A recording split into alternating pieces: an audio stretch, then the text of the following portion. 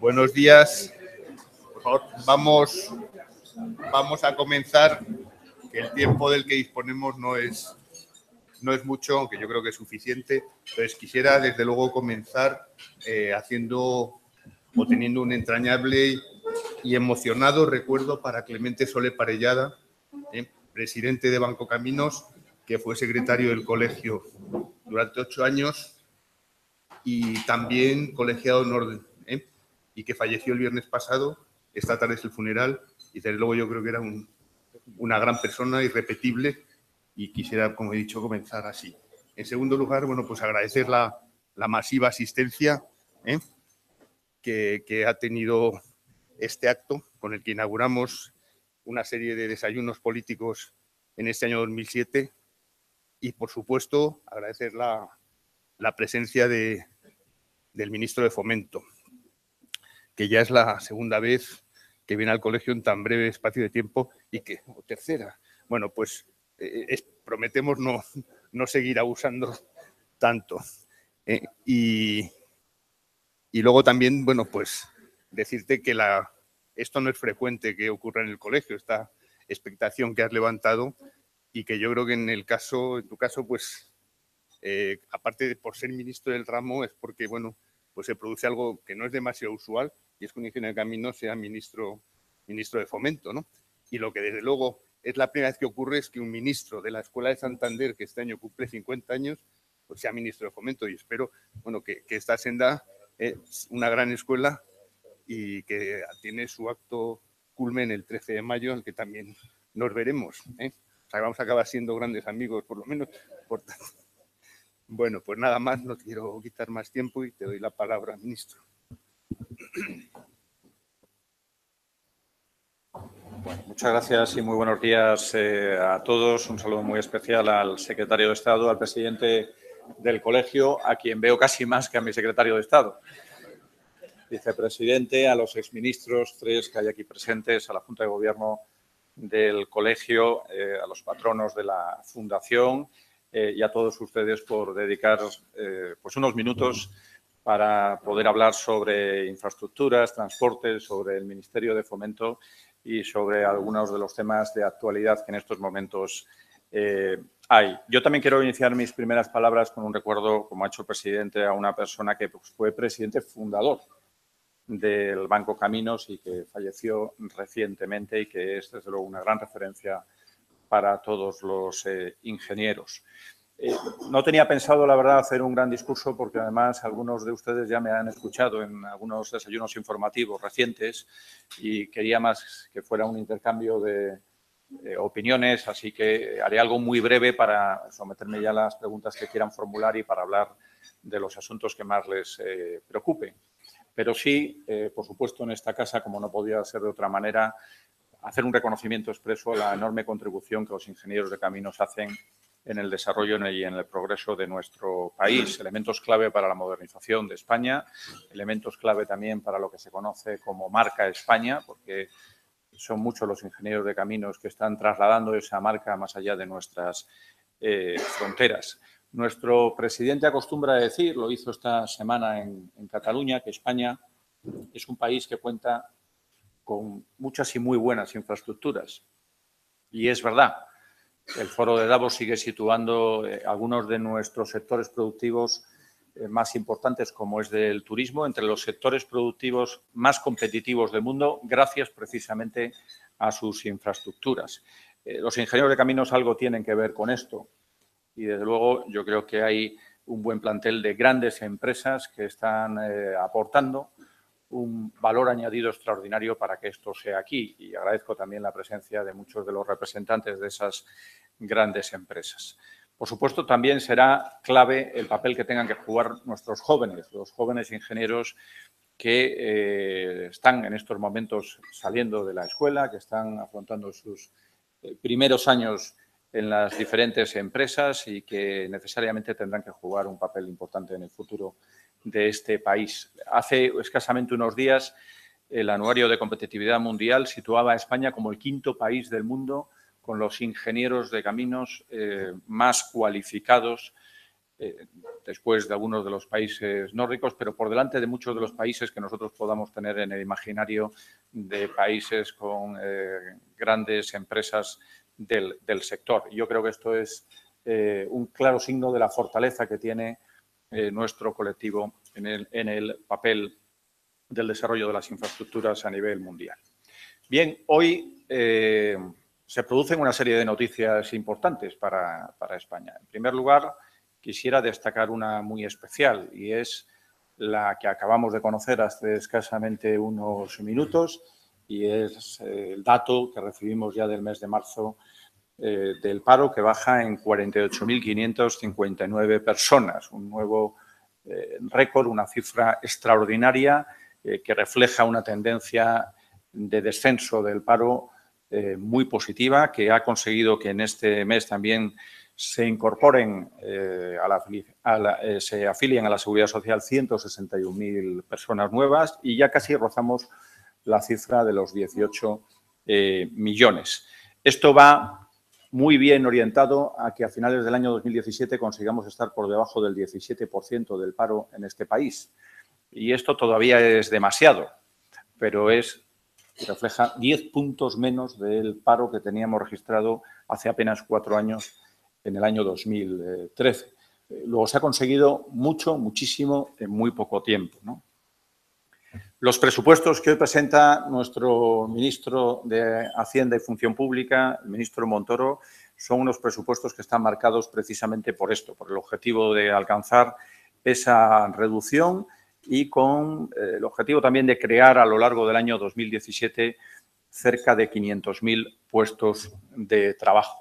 Y también con un objetivo que, aunque subyace en todas y cada una de las partidas del presupuesto, pues nos limita en la medida que tenemos que cumplir con ese 3,1% del Producto Interior Bruto que marca la estabilidad, que marca Bruselas y que obliga a pasar del 4,6, 4,3 realmente, que es la cifra que conseguimos en el año 2016, a el 3,1. Por tanto, hay un descenso importante del déficit que supone un ajuste también importante de las cuentas públicas, ajuste del cual el Ministerio de Fomento no escapa, como no escapan otros ministerios, ¿no?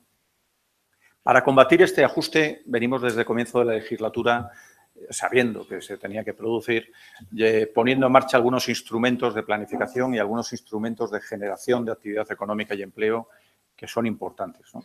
Hemos aprobado un documento para el sector aeronáutico, el documento de regulación aeroportuaria, que es un documento que da mucha estabilidad al sector. Es un documento para el periodo 2017-2021, es un documento que permite un descenso de las tasas aeroportuarias en el 11%, que establece unos índices de calidad para nuestros aeropuertos muy importantes, un control por parte del organismo regulador, por parte de la Dirección General de Aviación Civil, como antes no se había producido sobre nuestros aeropuertos y, sobre todo, un volumen de inversión pública del entorno de los 2.640 millones de euros, que es un volumen muy superior al que hemos venido realizando, llevando a cabo a lo largo de estos últimos años. Hemos también aprobado un plan para el sector ferroportuario, mejor dicho, muy ambicioso para mejorar la conectividad de nuestros puertos españoles.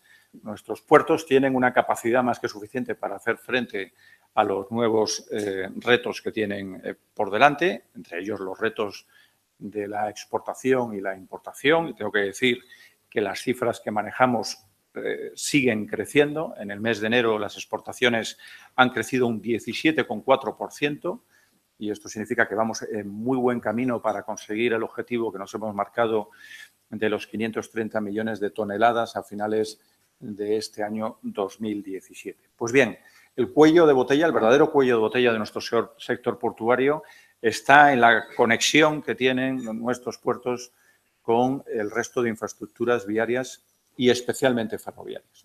Por eso hemos puesto en marcha un programa también muy ambicioso de mejora de la conectividad marítimo-terrestre, que va a tirar de un fondo específico de accesibilidad marítimo-terrestre y que supone una inversión de 1.400 millones de euros, que se va a formalizar, lo está haciendo ya, a través de una serie de convenios que vamos estableciendo entre las autoridades portuarias y Adif para la puesta en marcha de las inversiones que son necesarias y que están contempladas en ese fondo.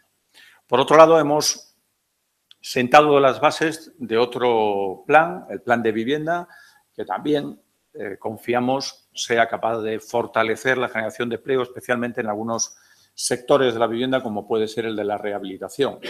Vamos a establecer nuevos criterios para mejorar, sobre todo, los instrumentos que faciliten la rehabilitación, eliminar trabas urbanísticas, favorecer a las personas y a las familias más necesitadas, en definitiva, para aportar más economía en el sector de la vivienda, que es un sector que, por otro lado, experimenta ya un crecimiento incipiente todavía, pero significativo de la mejora de la economía, ¿no?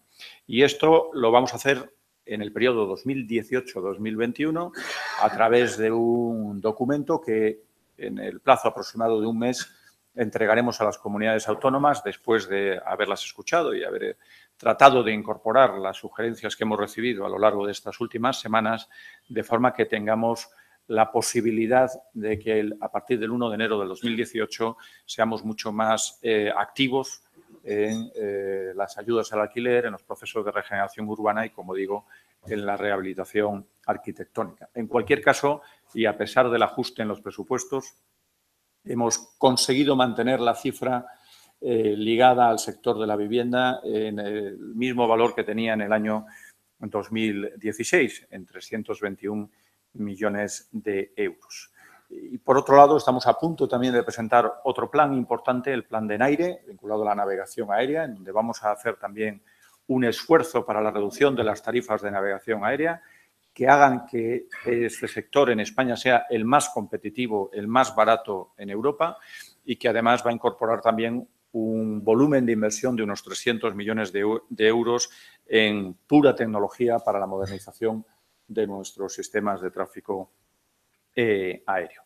A todo ello hay que añadir pues, los sectores quizá más tradicionales, el sector de las carreteras, el sector de las infraestructuras ferroviarias, que es el que, si ustedes tienen la oportunidad de abrir Kiosco y Más y Orbit cualquiera de estas mañanas, verán que ocupa páginas y páginas de los periódicos locales y regionales. Porque aunque en política nacional hay cuestiones que evidentemente tienen más cabida, como puede ser, lógicamente, las políticas vinculadas a la educación, a la sanidad, a las políticas sociales, en los territorios, la tensión que se vive con la necesidad de que llegue la alta velocidad en el tiempo marcado o que se pongan en marcha las carreteras comprometidas es elevada y es difícil no encontrar una región en donde no haya una mesa, plataforma, colectivo en defensa del ferrocarril, por ejemplo. Yo mismo vengo ayer de una ciudad de Almería en la que había una demanda importante por conocer los plazos posibles de la llegada de la conexión con Murcia a través del corredor mediterráneo, pero hoy y estos días son noticia en Extremadura, en Asturias, en Galicia, en Aragón, en prácticamente todas las comunidades, este tipo de cuestiones. Es lógico que en los territorios, estoy convencido, cuando hoy se presenten los presupuestos, una de las principales referencias que se van a mirar por parte de las administraciones territoriales será el volumen de inversión y las actuaciones de infraestructuras en marcha. A todo ello, habrá que sumar el esfuerzo que también se va a seguir haciendo, por supuesto, en otros sectores del Ministerio, como es el sector de puertos. Antes me he referido a la conectividad marítimo-portuaria, pero también se va a hacer llevar a cabo un volumen de inversiones muy importantes dentro de las áreas de servicio. ¿Por qué? Porque se ha producido un incremento muy sustancial de nuevas concesiones o ampliaciones de concesiones de las empresas en nuestros puertos, fundamentalmente debido a las ampliaciones de plazos que desde el Ministerio se han ido otorgando y que genera estabilidad para el desarrollo de estas actuaciones. Hemos hecho un esfuerzo también a comienzos de este año para tratar de eliminar los problemas que ha supuesto un año en funciones, terrible para un ministerio como el Ministerio de Fomento. Un año en funciones es un año casi perdido para un ministerio y un departamento que se dedica a la ejecución de obras. Aquí hay muchos responsables de empresas y conocen perfectamente que cuando hay que hacer frente a los problemas técnicos que surgen en determinadas infraestructuras, especialmente en las infraestructuras ferroviarias, porque son rígidas y, por lo tanto, poco flexibles ante la aparición de circunstancias sobrevenidas, pues un gobierno en funciones tiene capacidad limitada, por llamarlo de alguna manera, para poder conseguir realizar las modificaciones necesarias o adaptar los procedimientos administrativos a esas circunstancias, ¿no? Por eso quiero valorar especialmente, y aquí hay responsables de ADIF, el grandísimo esfuerzo que se ha hecho para recuperar el tiempo perdido en estos primeros meses. Esa era una de las principales encomiendas que tenía ADIF y una de nuestras principales preocupaciones a la llegada al Ministerio.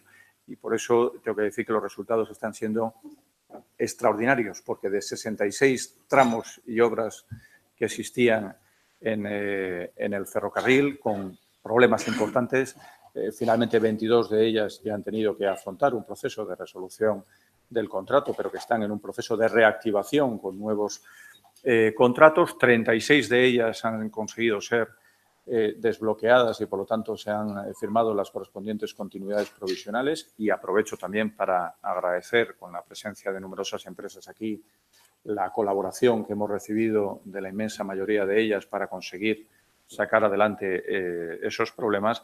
Y solo nos quedan 8 tramos pendientes de resolver, que estoy convencido que lo haremos en las próximas semanas.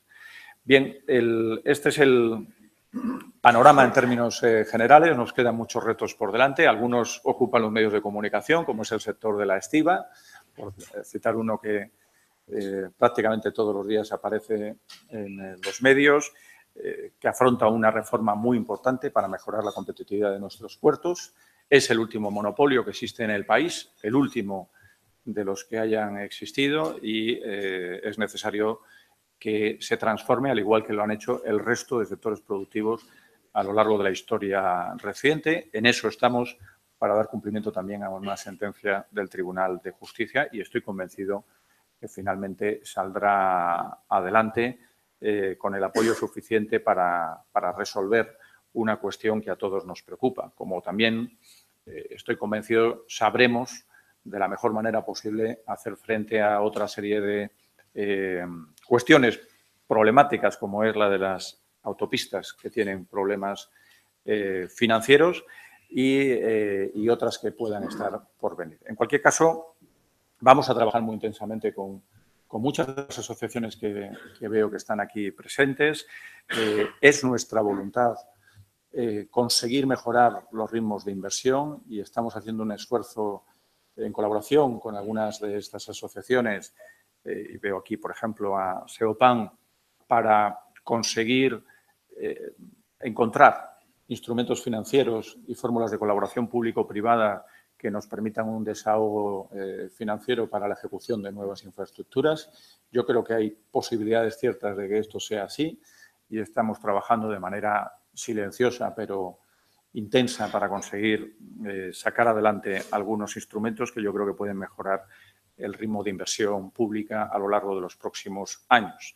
Como también vamos a trabajar en las reformas que algunos de nuestros sectores, especialmente el sector ferroviario, tiene que hacer frente a lo largo de estos próximos años, en el campo de las mercancías, en el campo de la liberalización a la que vamos a tener que encarar en el año 2020, liberalización del tráfico de viajeros, etcétera, etcétera. Y, por supuesto, con nuestro colegio, con quien tenemos algunos retos ya comprometidos, para mejorar los mecanismos también de contratación pública, que se están haciendo avances. En el caso de ADIF, por ejemplo, ya hemos pasado a una valoración de las ofertas, a mi juicio, más equilibrada, porque permite un mayor peso del componente técnico para evitar la situación comprometida con la que nos vemos cuando vamos a valoraciones que se ajustan a la pseudo-subasta, ¿no? Y esto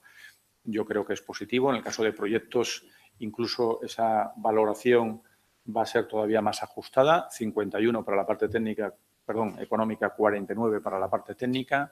Vamos a tratar de eliminar esas bajas temerarias que muchas veces han provocado muchos problemas no solo a las empresas, sino a la Administración.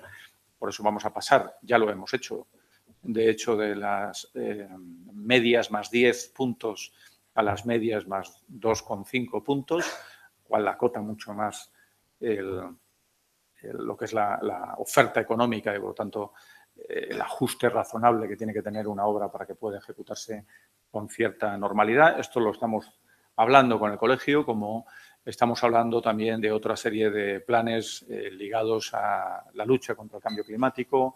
Estamos pendientes de firmar un convenio para la implicación que tiene que hacer nuestro ministerio en ese campo. Vamos a aprobar un plan de sostenibilidad que incluya políticas específicas de lucha contra el cambio climático. Y eso lo haremos con la capacidad también técnica que tengamos y la capacidad económica. Hoy, en esos presupuestos que va a presentar nuestro ministro, pues se van a plantear las partidas necesarias para hacer frente a todos los compromisos que tenemos en materia ferroviaria. Y son muchos, para completar todos y cada uno de los corredores de alta velocidad, pero también en materia de red convencional, que es un apartado muy importante. Y a partir del 2018, haciendo frente también a una nueva política en materia de cercanías que nos permita realizar inversiones necesarias. Ya digo que el 2016 tuvo un presupuesto en cierta medida no válido desde el punto de vista práctico, efectivo. ¿Por qué? Porque tuvo un acuerdo de no disponibilidad a mitad del ejercicio y, por lo tanto, ninguna referencia a un presupuesto que dejó de ser presupuesto a mitad de año para convertirse en un presupuesto con un descenso de 5.000 millones de euros puede ser razonable.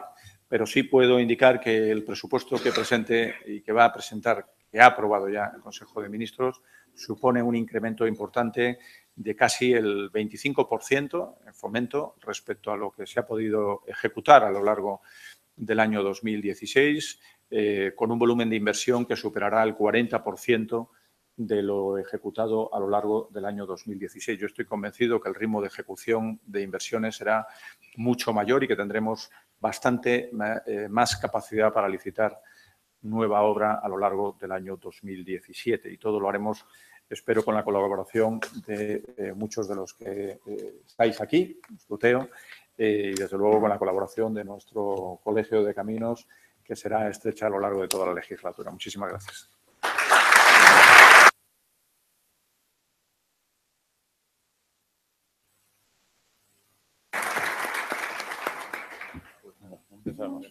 Bueno, si quieren ustedes rellenar los papeles que tienen en la mesa con preguntas, pues me los van trayendo y yo voy dándoles paso. Para empezar, ministro, has hablado de los presupuestos del Estado, has dado ya unas cifras, el 25% de incremento con respecto a los presupuestos del año pasado y una ejecución un 40% superior. Quizá el problema de muchos de los que están aquí no consista tanto en el presupuesto con que van a contar a corto plazo, sino las oscilaciones presupuestarias que hemos tenido en los últimos tiempos, ¿no? Hemos pasado de invertir el 4% del PIB en infraestructuras a cantidades cercanas al 1%, ¿no? Eso causa quebranto pues, a todas las empresas que están en el sector, pero sobre todo a las ingenierías, quizá más que a los constructores, ¿no? Las ingenierías, si se quedan sin trabajo, pues si se quedan sin presupuesto, pues claro, se encuentran en una situación delicada. ¿Habría manera de hacer un pacto de infraestructuras que diera sostenibilidad a un presupuesto continuado? Es decir, gastar siempre, por ejemplo, el 2% del PIB en lugar de mantener estas oscilaciones. Esa podría ser quizá la primera cuestión. En primer lugar, por aclarar, las cifras que he dado se refieren a porcentajes sobre presupuesto ejecutado, tanto el 24 o 25% casi del presupuesto global que tiene el Ministerio de Fomento como el 40% de lo que son inversiones reales, que no todo el presupuesto del Ministerio de Fomento son inversiones, en donde va a haber ese 40% adicional, ¿no? Bien, la situación en cuanto al volumen de inversión que podemos hacer desde el Gobierno de España está absolutamente marcada por ese esfuerzo presupuestario que hay que hacer de reducción del déficit. Y hay que tener en cuenta que si España hace bien sus deberes, nos situaremos a finales del año 2017 en el 3,1% del Producto Interior Bruto. Una situación de España por debajo del 3% plantea un escenario completamente distinto al que tenemos en estos momentos. Permite una flexibilidad a la hora de, entre otras cosas, establecer nuevos presupuestos y nuevas inversiones muchísimo mayor, porque el margen de autonomía es mucho mayor y el esfuerzo que hay que hacer es mucho menor a lo largo del próximo ejercicio 2018. Por eso es tan importante cumplir con ese 3,1%, porque nos permitirá, y yo estoy convencido, tener mucha mayor capacidad de maniobra a lo largo del año 2018, ¿no? Mientras eso sucede, lo que tenemos que hacer es rápidos, ágiles en las tramitaciones administrativas, ser capaces, como he dicho, de desatascar y liberar los tramos con dificultades técnicas y dificultades administrativas también, e intentar poner en marcha mecanismos de financiación o de colaboración público-privada que planteen fórmulas extrapresupuestarias para la ejecución de estas infraestructuras. Yo creo que es positivo que en puertos, por ejemplo, se haya llevado a cabo un programa específico, porque las autoridades portuarias tienen capacidad financiera para poder acometer nuevas inversiones, saben que tienen sus propios presupuestos y que, por lo tanto, en esa capacidad de autofinanciación, la previsión de inversión este año es prácticamente el doble de la que puedan haber realizado en el año 2016. Gracias al proceso que llevó AENA y con el documento que tenemos de regulación aeroportuaria, las inversiones previstas para los aeropuertos españoles son también muy superiores a las anteriores, y hay sectores, como es el caso de las carreteras, en el que sí están marcados por el ajuste de los presupuestos, porque están directamente en capítulo 6 de los presupuestos, ¿no? Por eso tenemos que mirar fórmulas para esos sectores, principalmente para el sector de las inversiones en infraestructuras viarias. En infraestructuras ferroviarias hay todavía capacidad suficiente financiera. El problema es más de carácter administrativo para ser capaz de poner en marcha los tramos pendientes que un problema económico, ¿no? Por lo tanto, tenemos que ir a buscar las fórmulas en aquellos lugares en los que podamos tener mayores capacidades, mayores problemas de financiación, y el de las carreteras es el sector en estos momentos clave. Quizá la segunda parte de la pregunta la debería repetir, o sea, la cuestión de un pacto de sostenibilidad. Es decir, parece que existe en la opinión pública la sensación de que todo está construido, es decir, de que no es necesario seguir invirtiendo, ¿no? Y creo que habría que revertir esa sensación, que evidentemente es inexacta, y fijar un horizonte a medio y largo plazo de una inversión constante a lo largo del tiempo. Sí, bueno, nosotros tenemos preparado un acuerdo nacional sobre infraestructuras que queremos que sea un pacto político, institucional y social, en el que habrá participación también del sector. Por lo tanto, el propio Colegio de Caminos tendrá la oportunidad de hablar sobre ese acuerdo, ¿no? Es un documento que hemos empezado a circular con diferentes grupos políticos. Es cierto que en este momento la prioridad son los presupuestos y los acuerdos políticos en torno a los presupuestos, pero no se ha planteado como un documento inicialmente en el que haya una serie de compromisos económicos, sino más bien en que las decisiones que se tomen en infraestructuras a lo largo de las próximas legislaturas sean, si hay acuerdo político, evidentemente, si no nos tendremos que ceñir a la legislatura en curso, sean decisiones que favorezcan la eficiencia, decisiones óptimas, que no estén y se diseñen con un criterio arbitrario, es decir, que respondan a criterios de diseño compartidos, ¿no? A veces en algún tipo de estas infraestructuras vemos soluciones muy diversas que no responden a un criterio único, y por lo tanto se trata de establecer parámetros que entendamos todos son razonables y tomar decisiones sobre cómo tienen que ser los procesos de integración, por ejemplo, de los ferrocarriles en las ciudades, qué tipo de estrategia hay que llevar en las mercancías y especialmente y singularmente en el tráfico también por ferrocarril, qué tipo de decisiones hay que tomar en el marco de las autovías, las autopistas y su sostenibilidad. Todo este tipo de cuestiones es lo que queremos forme parte de un paquete de acuerdo político que de alguna manera dé una cierta estabilidad también al sector y que el sector sepa a qué atenerse en el futuro si existe ese acuerdo, ¿no? Bien, sobre la concreción de los corredores que has mencionado al principio, hay bastantes preguntas. Yo me limitaría a dos. Julián Núñez, precisamente de SEOPA, pregunta si sería planteable dar continuidad a la doble vía del corredor mediterráneo entre la frontera francesa y Murcia hasta Algeciras. Y otra persona pregunta por la conexión ferroviaria Madrid-Santander. ¿Alguna concreción sobre esos asuntos específicos? Yo creo que lo de Santander va a ir bien. No, cuando me refería al acuerdo nacional y a los criterios comunes, me refería en cierta medida a lo que lleva implícita la pregunta, ¿no? Desgraciadamente estamos sujetos a informaciones que responden muchas veces a golpe de titular, a palabras incluso que marcan el sentido general de nuestros ciudadanos, ¿no? Palabras como el hable, la doble vía, de tal forma que si uno plantea en un momento dado que en un corredor haya un sistema compatible de doble vía y vía única, da la sensación de que es que le estás arrancando algo a ese territorio y le estás robando un ave que tienen otros espacios, ¿no? Yo ayer iba a Almería a hacer frente y a dar la cara para establecer una programación realista, razonable y que podamos cumplir, ¿no?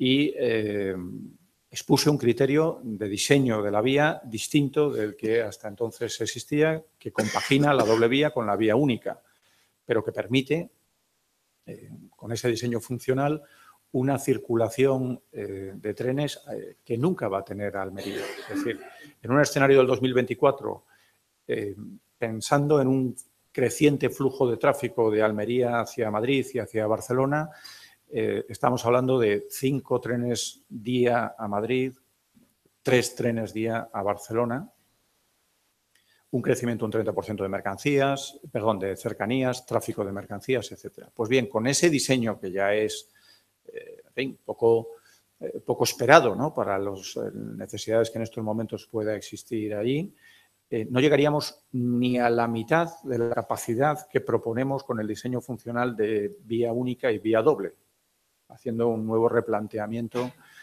de vía única en un tercio del trazado, ¿no? Es algo parecido a lo que sucede en Cantabria. En Cantabria se opta por una solución que no es alta velocidad, llega hasta Aguilar de Campo, a partir de ahí hay circulación con vía única, con tramos de vía doble y en algunos lugares con apartaderos de 750 metros para el intercambio del flujo de mercancías, ¿no?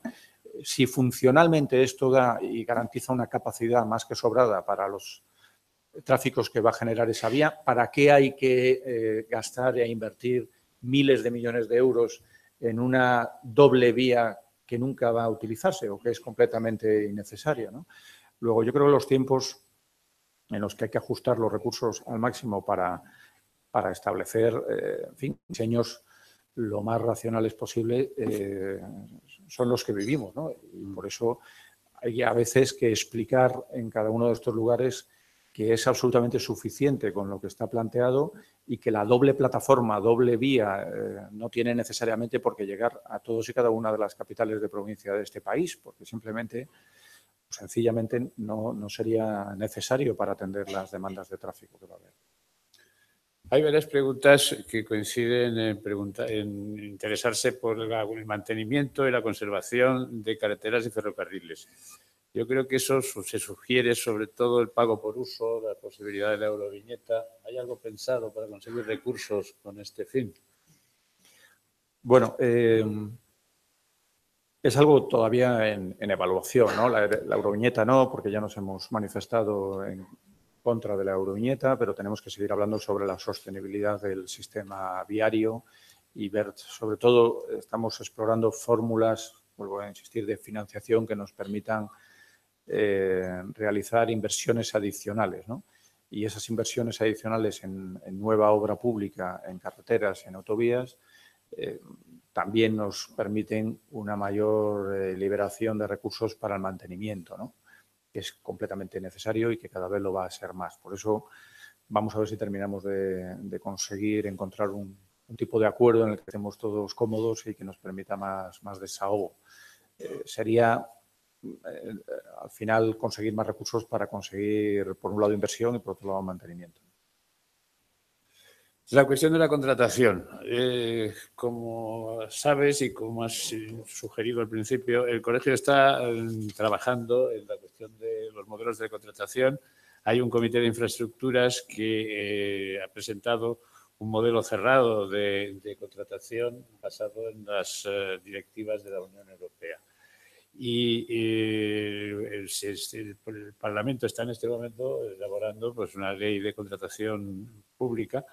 Yo quisiera saber si va a haber más avances que el que has mencionado sobre ADIF, si se va a generalizar el modelo a toda la contratación, sobre todo lo que se refiere de nuevo a ingeniería, ¿no? Que es donde más sensibilidad hay en este aspecto, por razones obvias. Pues sí, eso es lo que vamos a intentar hacer, ¿no? Y de hecho ya estamos planteando otras modificaciones de otros pliegos, ¿no? Recientemente, por ejemplo, con el sector del transporte nos hemos reunido para que los pliegos asociados a las concesiones de transporte que realiza el Ministerio, que muchas de ellas además son a coste cero para el Ministerio, tengan y den un peso específico mayor a la parte técnica, ¿no? Realmente creemos en ello, creemos que el dar más valor a ese componente técnico al final beneficia a la Administración, ¿no? Y esto es algo de lo que estamos convencidos. Luego, nuestra idea es intentar extender ese modelo al conjunto de la contratación que haga el Ministerio. Vamos a ver, las radiales de peaje. Nos preguntan cuál es el estado de la cuestión.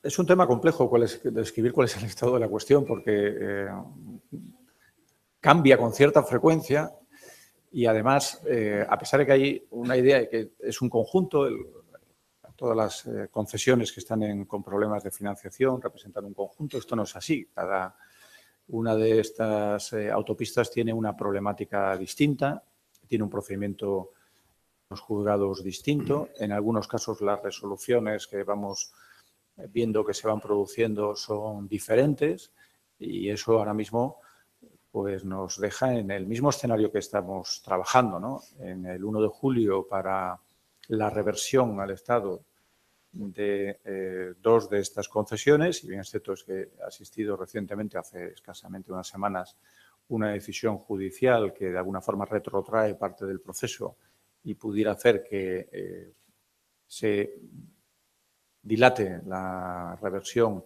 más allá del mes de julio, aunque esto no es definitivo con la resolución judicial, y nosotros seguimos trabajando en lo mismo.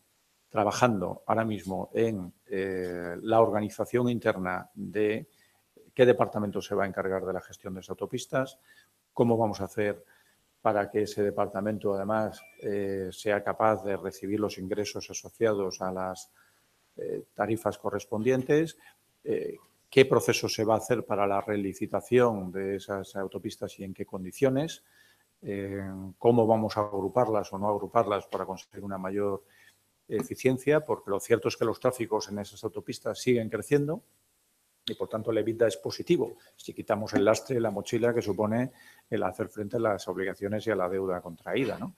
Que es la cuestión que en estos momentos también nos preocupa por el efecto y por el impacto que puede tener en el déficit público, pero que en cualquier caso va a ser muy limitado en el periodo y en el año más difícil, que es este año 2017. La cuestión de la rehabilitación de la vivienda. ¿Cuál es el papel de los ingenieros de caminos en ese sector que parece que va a entrar en auge, ¿no? Parte de la antigua construcción se va a desviar hacia las tareas de rehabilitación? Esta la preguntó el presidente del colegio. Pero no, pues, la podría haber preguntado. Bueno, esto tiene que tener un papel importante, ¿cómo no? ¿No? Yo creo que vamos a hacer un esfuerzo para mejorar los mecanismos de rehabilitación, para facilitar la tramitación administrativa, para hacerla mucho más sencilla, para, por ejemplo, favorecer que se puedan hacer rehabilitaciones por vivienda, no necesariamente toda la envolvente del edificio, que muchas veces pues ha retrasado los procesos porque no se conseguía el acuerdo del conjunto de la comunidad. Y estamos trabajando en la posibilidad de realizar algún tipo de fondo de garantía para que las entidades financieras pues tengan mayor ánimo a la hora de financiar este tipo de operaciones. Muchas veces, no lo ven como una operación solvente porque no tienen ese aval que les dé las garantías, ¿no? Y pensamos que nosotros podemos establecer con algunas entidades mecanismos para favorecer que haya un flujo de capital importante destinado a la rehabilitación. Hay varias ideas en estos momentos dentro de ese plan que estamos cerrando y yo creo que la idea es intentar darle un impulso a ese proceso de rehabilitación, que es muy generador de empleo porque es generador de de esas pequeñas empresas, de esos autónomos que al final pues favorece mucho la creación de empleo, ¿no? La cuestión de ciudades inteligentes, que es una de tus especialidades, como todos sabemos, Santander es un modelo en este sentido, después de tu paso por la alcaldía. ¿Cuál es también el papel de los ingenieros de caminos ahí? ¿Qué campo hay, no?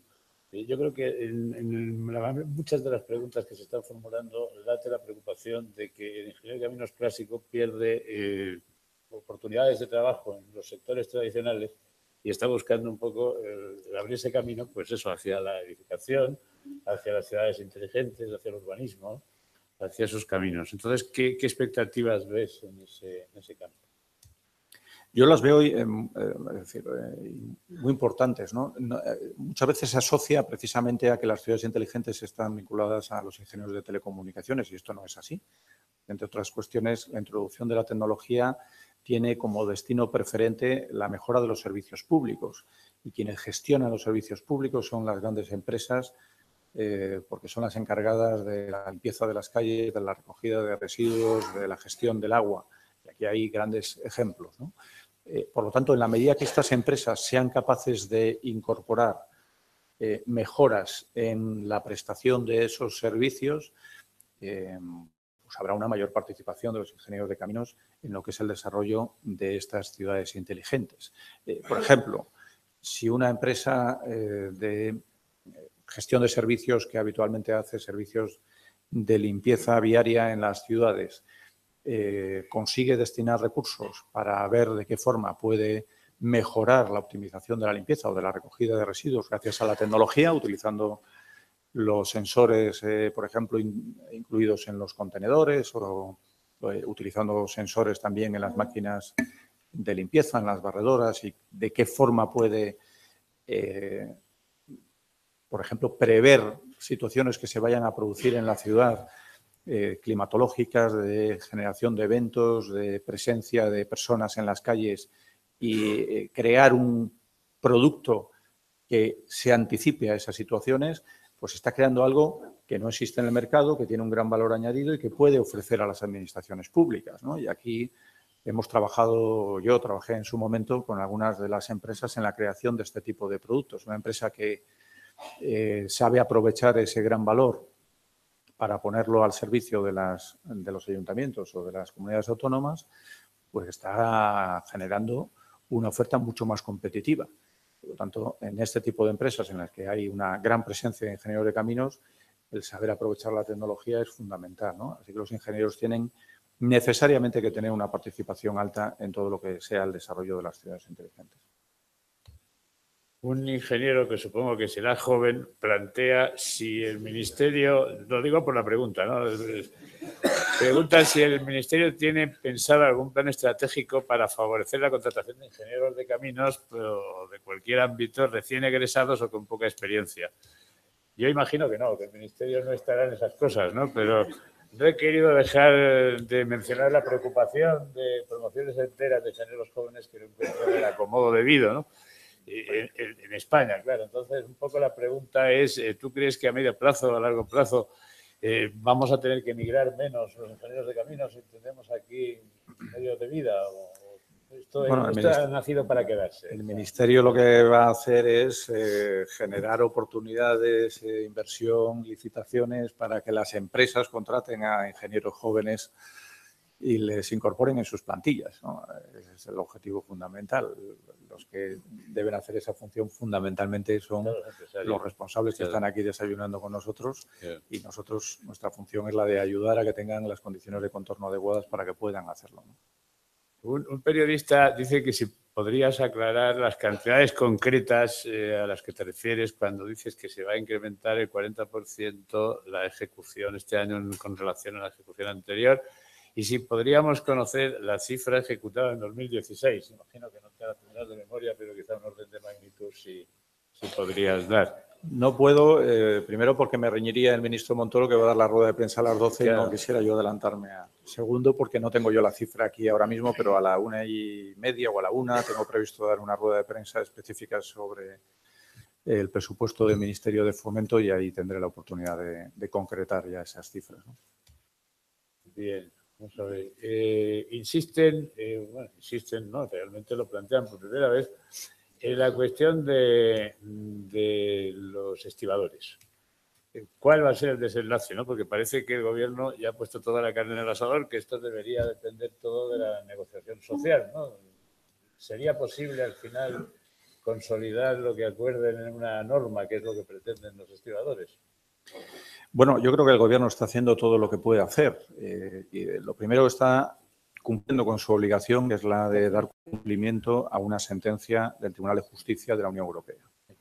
Sentencia que en estos momentos está haciendo que paguemos 27.000 euros cada día. Hoy 27.000 euros, mañana otros 27.000 euros y así sucesivamente hasta que el Congreso apruebe o convalide el Real Decreto Ley que lleve el Gobierno. A partir de la segunda sentencia, que está por caer, pero que es inminente, en vez de 27.000 serán 134.000 euros todos los días, cada día, hasta que aprobemos ese Real Decreto Ley. El Gobierno ha presentado un Real Decreto Ley que se ajusta estrictamente al cumplimiento de la sentencia, por tanto, tal y como ha manifestado la propia Comisión Europea, sería suficiente para que hubiera un desistimiento por parte de la Comisión Europea ante el Tribunal. Por tanto, no tendríamos en ese caso que hacer frente ni a la deuda ya acumulada, que es de 23 millones de euros, ni, por supuesto, a la multa que a partir de esa segunda sentencia nos caería, que quintuplica la que en estos momentos ya estamos pagando, ¿no? De tal forma que el Gobierno acudió al Congreso de los Diputados con ese Real Decreto Ley para el cumplimiento de esa sentencia. Yo dije, después de aquel día en el que lo más llamativo era que se perdía una votación de convalidación de un Real Decreto Ley, lo cual desde hace muchísimos años, lo cual en cierta medida es lógico porque nunca hemos estado en una situación de minoría parlamentaria como para que este tipo de cosas se puedan suceder, ¿no? Que durante las 2 horas y media en las que se produjo el debate no se habló del Real Decreto Ley. Si alguna persona que subió a la tribuna e hizo una mención a una cuestión que quería que se incorporara dentro del Real Decreto Ley, se hablaron de otras muchas cosas, pero pocos del Real Decreto Ley, ¿no? El Real Decreto Ley es muy sencillo y lo que hemos propuesto, después de favorecer el que se abra un debate entre estibadores y patronal con la participación del Gobierno en una mesa de negociación y visto que esa mesa ya no puede ir más allá y el mediador ha planteado una solución de encuentro que no es la del Gobierno, porque incorpora numerosas cosas que tienen que ver con las reclamaciones de estibadores y de patronal, nosotros hemos trasladado nuestra intención de asumir la propuesta que hace el mediador y con ello intentar ya resolver de forma definitiva esta situación. A partir de ahí, creo que el Gobierno ha ido hasta el límite de lo que podía ir. Ha establecido no solo un documento que cumple la sentencia, sino un paquete de ayudas que favorece la reestructuración. Paquete importante de ayudas, porque estamos hablando de prejubilaciones que suponen un desembolso de 120 millones de euros por parte del Gobierno de España. En la propuesta última que sindicatos y patronal pusieron encima de la mesa, se contemplaba que esa prejubilación no solo se produjera en el momento en el que se produce la reestructuración, sino que fuera permanente, de tal forma que a medida que la gente entraba en esa edad de 50 años se iba prejubilando en unas condiciones en las que el Gobierno ponía el 70%, lo cual genera ya de por sí pues una situación muy favorable, ¿no?, en relación a otros sectores económicos. Y que esa situación llegara hasta lo que llamaban el dimensionamiento óptimo de la plantilla, que no se sabe muy bien qué es, pero que podría llegar al 30%. Pero es que además plantearon como medida adicional que las empresas se hicieran cargo de los trabajadores, pero les pagaran como si fueran personas nuevas que se incorporan desde una ETT cualquiera, y que la diferencia entre ese salario y el salario actual, que como saben es de media, no lo decimos nosotros, sino que vienen los informes oficiales, cercano a los 70.000 euros y en algunos puertos, como es el de Valencia, 109.000 euros, se hiciera cargo de ello el Gobierno durante todo el periodo hasta que esas personas se jubilaran finalmente. Claro, esto no son 120 millones de euros, ni 130, ni 140, son 2.450 millones de euros. Y como ustedes comprenderán, yo creo que no hay gobierno, sea del signo que sea, que esté dispuesto a hacer frente a una situación de estas características, y creo además que sería enormemente discriminatorio para el resto de los trabajadores y de las empresas de este país, ¿no? Por lo tanto, la solución del mediador es una solución moderada, razonable, un punto de encuentro aceptable, y yo confío que los grupos políticos esta vez sí entiendan que hay una responsabilidad del país, porque las sentencias en este país hay que cumplirlas y la ley está para cumplirlas, aquí, en cualquier región de España y también como país ante Europa. Bien, como sabes, el colegio celebra el 27 y 28 de junio el próximo Foro Global de la Ingeniería, tercera edición. Y tú estuviste en las dos anteriores y es en tu ciudad, en Santander, donde tiene lugar esto. Bueno, aparte de que ya has recibido la invitación que te ha formulado el colegio, yo quisiera saber tu opinión sobre el foro, sobre si sirve realmente para impulsar la imagen de los ingenieros de caminos y si constituye también una contribución al sector de las obras públicas en España. Yo creo que el foro era muy necesario, ¿no? Sobre todo el foro lo que ha hecho es cubrir un espacio que los ingenieros no teníamos y que a veces, pues con cierta envidia sana, veíamos que otros colectivos, por ejemplo los arquitectos, sí eran capaces de organizar, y por eso yo valoro muy positivamente y tengo que felicitar al colegio por la idea de celebrar un encuentro que de alguna manera sirve para poner a punto el sector, para conocer cuáles son los principales avances, para lanzar las principales reivindicaciones ante las administraciones públicas, para enseñar los progresos, porque se han hecho exposiciones alrededor del foro también significativas, y yo creo que es un lugar fantástico para que vayan ustedes a Santander, tomen unas buenas rabas y disfruten de la gastronomía, de la cultura, del paisaje.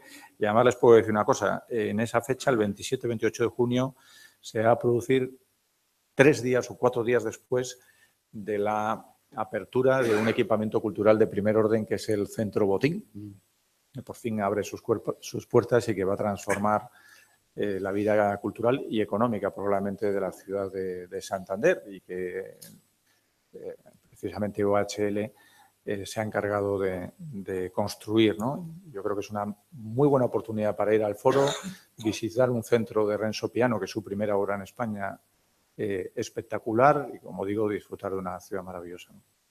Muy bien, pues el presidente va a formular la última pregunta y ya podríamos terminar. La última pregunta, en parte van a ser 2, pero ha sido por provocaciones, cuando he dicho que la pregunta de la rehabilitación la había planteado yo, ¿no?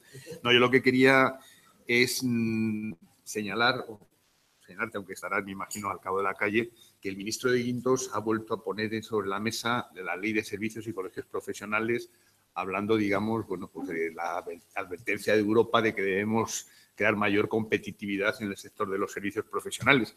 Y en este sentido señalar, tú hablabas de monopolios, pues un poco la queja nuestra, que es el monopolio de los arquitectos en temas de edificación. La Ley de Ordenación de la Edificación les creó un monopolio que también estamos intentando romper. O sea, que en ese sentido es en el que pedimos también un poco de, cuando llegue el momento, de ayuda por parte del Ministerio, que al fin y al cabo la Dirección General de Vivienda está allí en el Ministerio, y los arquitectos siempre nos acusan a los ingenieros que se lo saben montar muy bien y que tienen un grupo de presión y que nosotros no tanto, y somos incapaces de abrir ahí una brecha, ¿no? Esa es una de las cuestiones. Y la última es también manifestar bueno, que ya en el último foro de Santander que habéis citado, yo hice un deseo que te transmito a ti, pues si en algún momento, cuando haya un cambio de gobierno y tú sigas en el ministerio y esto, que a ver si consigues recuperar la amputación que nos hicieron de las costas y de las aguas. Yo creo que el ministerio tiene que tener todas esas, no sé, yo creo que ahí nos sentimos un poco amputados, francamente. Bueno, nada más que los pies no tienen ni que responder para no comprometerte. Sinceramente, con lo que tengo, vamos. Por eso. Ya está. Bueno, pues nada. Por mi parte, pues desde nuevo agradecer tu presencia y a todos ustedes. Y nada, bueno, pues levantamos la sesión. Muchas gracias a todos.